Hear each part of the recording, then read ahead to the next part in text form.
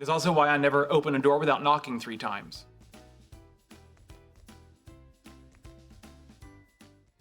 Number 20. When and why did Sheldon start wearing graphic t-shirts? For much of the series, our young genius was typically partial to checkered or striped shirts. How about we lose the bow tie? Why? Look around, honey. None of the other kids are wearing one. Well, perhaps I'll start a fad. No, you won't. Please trust Mommy. This fashion choice follows him through childhood and into his teen years. But in The Big Bang Theory, Sheldon is known for his love of graphic tees. So when did his taste change?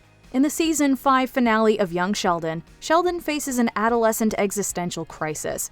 Missy comforts him, saying that all parts of growing up are worth embracing. What if I grow up and none of those things ever happen?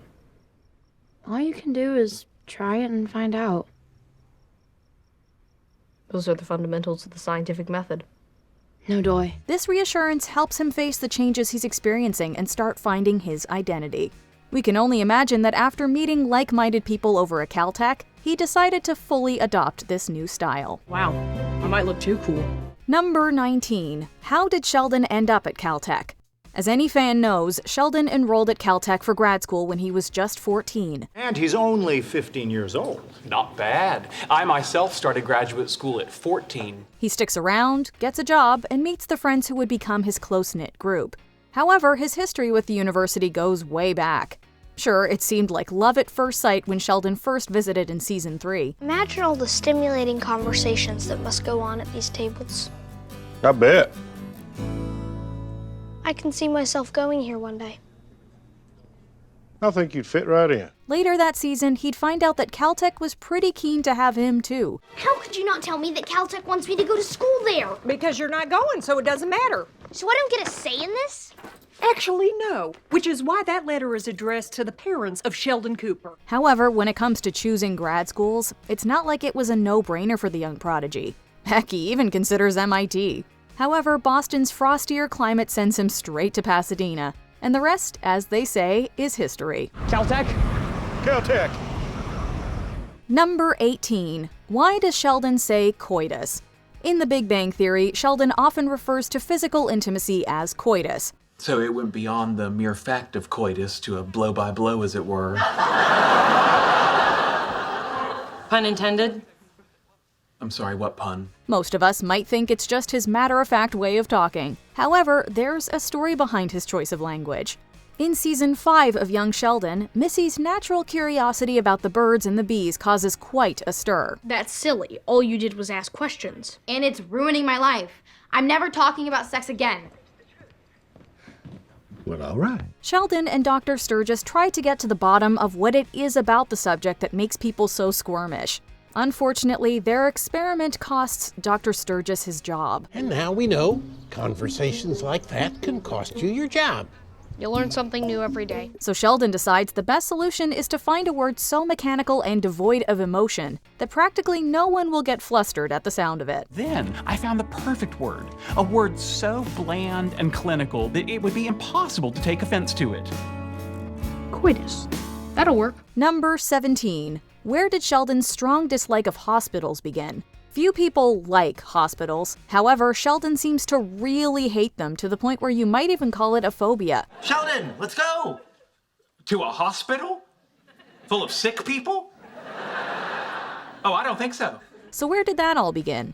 Well, if you cast your mind all the way back to season 1, episode 3, you may recall that George Sr. suffers a minor heart attack. Anxious about their father, the Cooper kids sneak out to the hospital. I'm going to see Dad. You guys want to come? How? Mima said we have to stay here. You want to go or not? While looking for a place to wash his hands, Sheldon happens to catch sight of the doctors treating his father. Poor kid, no one wants to think of their parent in such a vulnerable position, let alone have to see it. No wonder he becomes so averse to hospitals. My thinking was, if he was right about the existence of God, then he could pass along my request for my dad to get better. If he was wrong, well, in this moment, I needed him to be right. Number 16. Why was Sheldon so reluctant to learn how to drive? While we're on that episode, let's talk about how the Cooper kids got to the hospital. Georgie, a freshman in high school at the time, swipes their Mima's keys and gets behind the wheel. Why don't we ask somebody for directions? Because we're children in a car, genius. Dang it! Are you aiming for them? Everybody just shut up, I got this. Their journey hits plenty of bumps, or should we say trash cans, along the way. Narrator Sheldon chimes in, citing this very event as the reason he was never keen on learning to drive. I've often been asked why I never learned to drive a car. This night is your answer. Luckily, they make it to the hospital in one piece. Still, we imagine Connie's accident a few seasons later didn't help either. Sheldon eventually learns to drive, but keeps it on the down low because, well, it's more fun to be chauffeured around, right? So when I got up at 4 a.m. to drive you across the desert to an antique train museum, I didn't have to? No, you didn't. And you keep in mind, I felt extremely important. Number 15. What happened to Sheldon's childhood home? The Big Bang Theory fans may have noticed that the home Sheldon visits in East Texas isn't the same one we see in young Sheldon. If you recall, when you were little, we sat right here at this very spot, and we talked about some of the problems you had getting along with the neighbor kids. In the prequel series finale, it's revealed that, as many of us suspected, adult Sheldon had been writing his memoir, and we've been watching the chapters about his childhood. In a touching transition, adult Sheldon walks through the Coopers' home, reflecting on everything that he now holds close to his heart. He explains that his mom moved out sometime after his father passed away, and he'd moved to Pasadena. Eventually, my mom sold the house.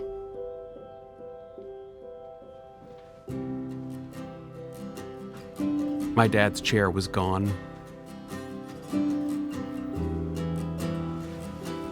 My spot was gone. Luckily, before he left, he captured every part of the home to safely store away in his eidetic memory. But I can still remember it exactly the way it was the day I left for Caltech.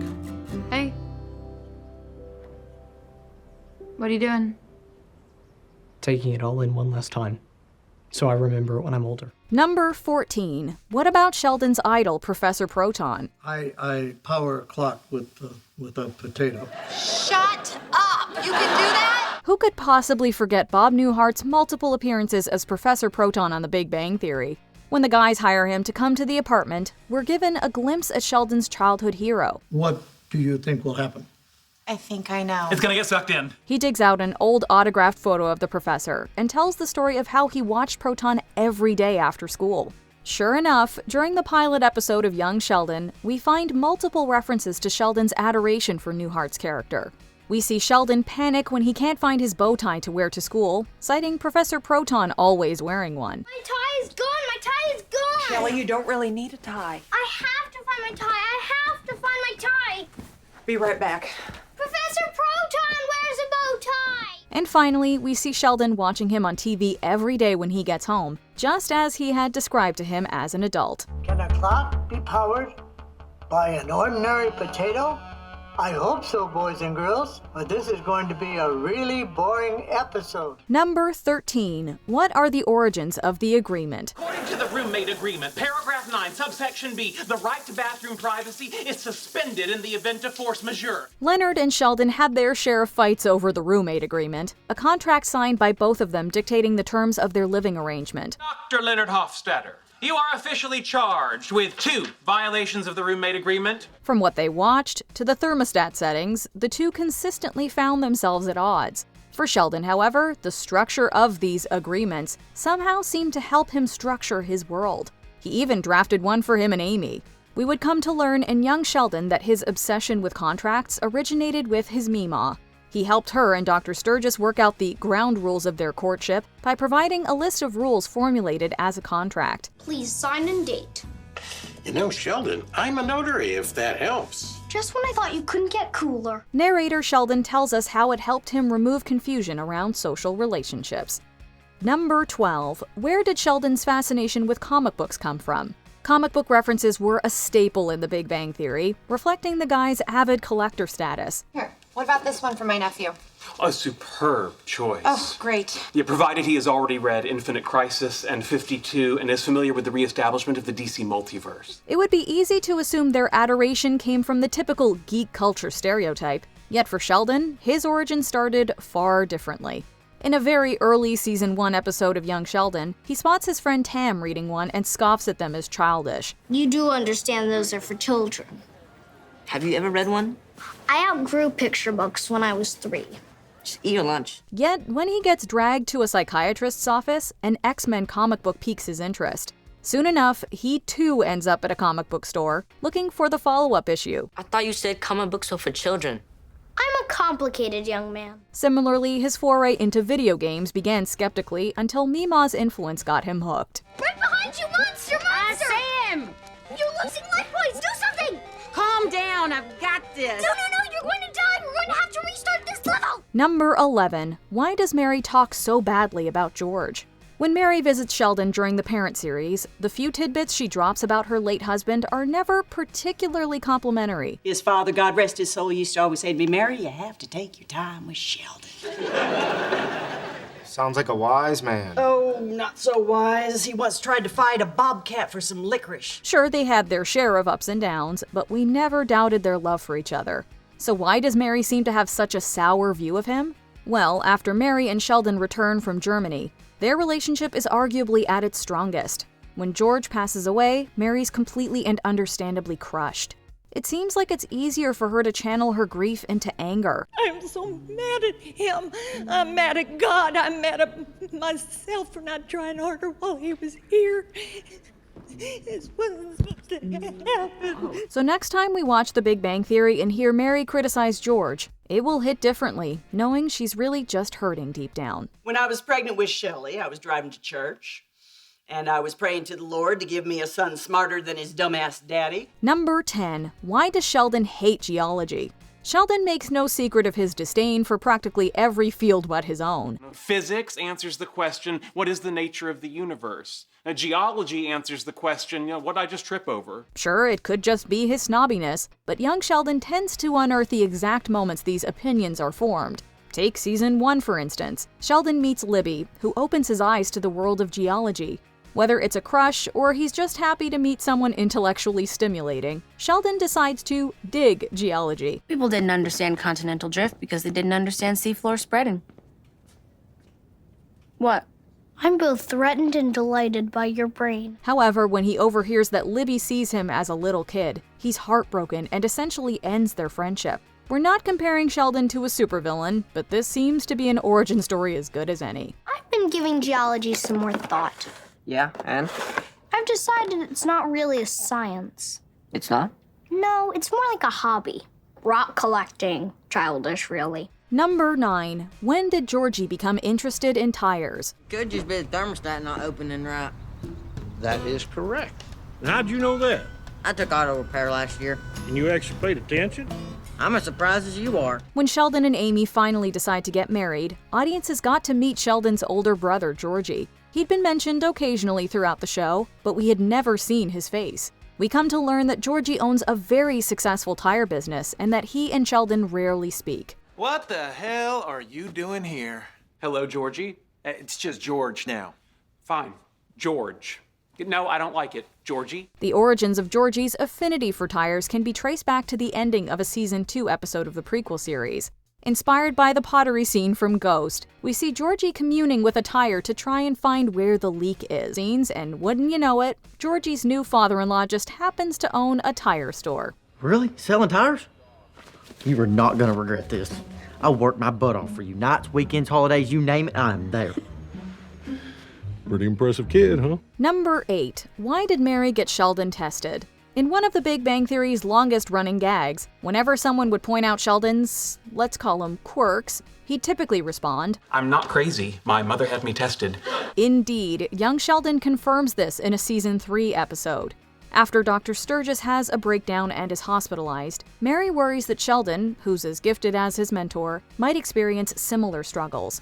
She takes it upon herself to try and determine Sheldon's mental state, but the pair ultimately wind up in a psychologist's office. There, Mary finds reassurance while Sheldon learns the true cause of his mother's concerns. But he's getting the help he needs, and I'm sure he's going to be fine.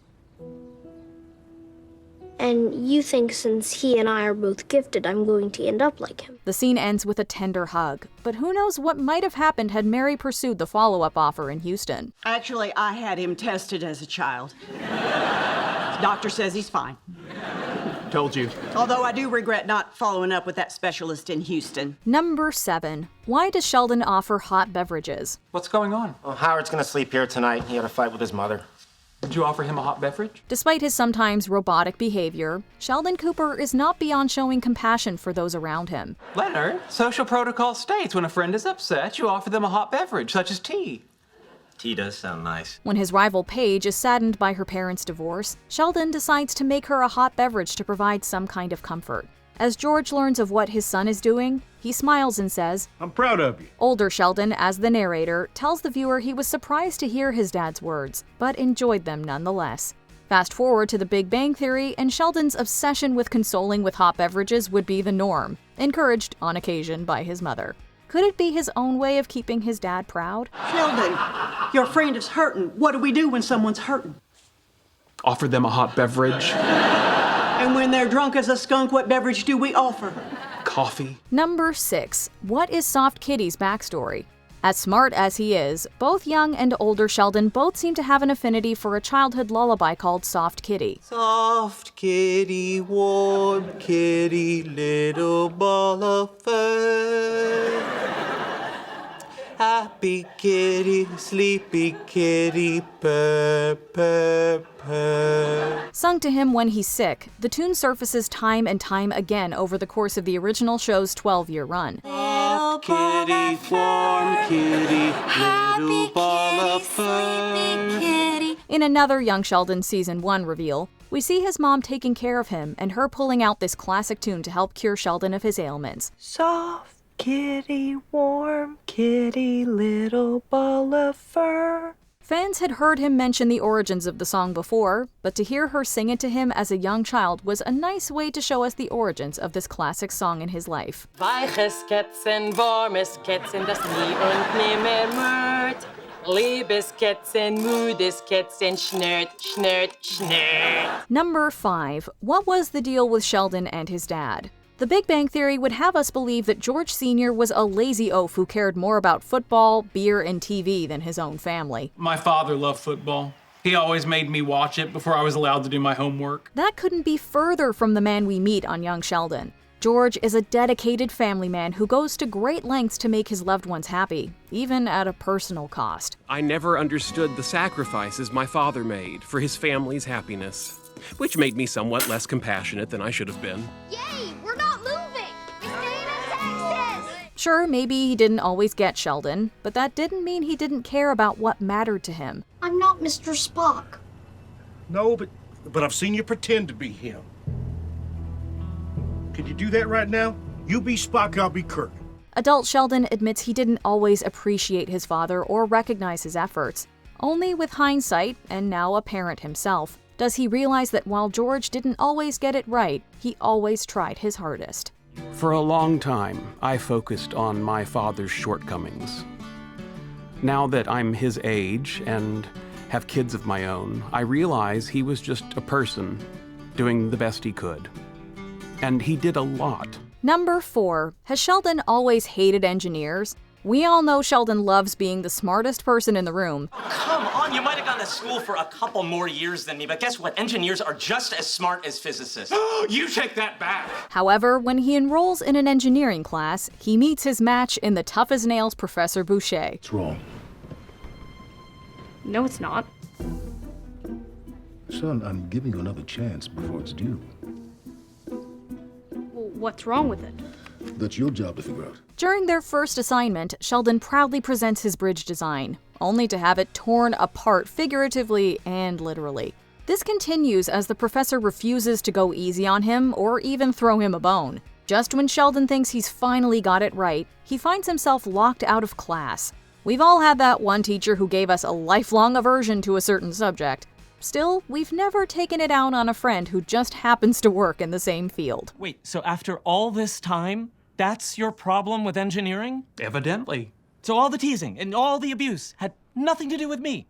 I'll admit, at first I had a chip on my shoulder because of that class. But then it was mostly you. Number 3. Did Sheldon have kids? During the earlier seasons of The Big Bang Theory, fans would never have predicted Sheldon would end up with a girlfriend, let alone his own family. Well, I wasn't going to give them any of the good names. I'm saving those for us. Really? You thought about our kids? Of course. I think you and I will have exceptional children. Yet the writers found a brilliant way to introduce the character of Amy, and Sheldon's life would never be the same. Narrator Sheldon first mentions having kids in the season 1 finale. I would go on to draw up such contracts throughout my life, with roommates, with my wife, even with my own children. Then in a later episode, we learn that he named his son Leonard. Maybe after his best friend, maybe after his comic book hero. It really depends on who you ask. I wanted his name to be Leonard Nimoy Cooper, but Amy wouldn't let me. Be happy I let you name him Leonard. Okay. Love you. Love you too. Then in the series finale, Amy reveals they also have a daughter who wants to be an actress. We love the idea of them raising a mini Penny. And by the way, your daughter wants to take acting classes. I told you we never should have let Penny babysit. Number 2. Where did Bazinga come from? Even if you're not a fan of the show, you've at least heard of the word Bazinga thanks to the Big Bang Theory. Come here! Bazinga. Bazinga. Bazinga. Although it has been around for a while, it cemented itself into pop culture by becoming Sheldon's catchphrase when he'd crack the occasional joke or pull a prank. The word is so closely tied to his character that it would be easy to think he created it himself. Someone else in the vicinity of Jesus Christ. Bazinga. But after a visit to the comic book store as a child, Sheldon spots a display of silly gags made by the Bazinga Novelty Company. And just like that, the famous catchphrase was born. Please, take a piece of gum. What? Just please. Bazinga. Number 1. The origins of Sheldon's 3 knocks. In season 10, Sheldon tells Penny why he always knocks 3 times. I heard a sound coming from my parents' bedroom. When I opened the door, I saw my father having relations with another woman. However, after getting to know George Sr. and young Sheldon, something just didn't add up. Yes, he had an emotional affair of sorts with their neighbor, Brenda Sparks, but nothing more ever developed between them.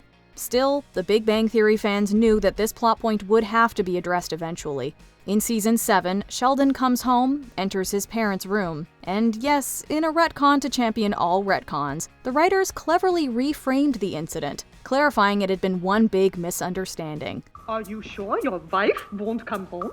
I'm sure. Yeah. Oh, Helga. We can only assume Sheldon eventually learned the truth since he inexplicably included it in his memoir. I never talked to my father about what I saw that day, but from then on, I added extra knocks so people could get their pants on. Are there any questions you had about the Big Bang Theory that weren't answered in Young Sheldon? Let us know in the comments. You lost? No. I'm exactly where I'm supposed to be.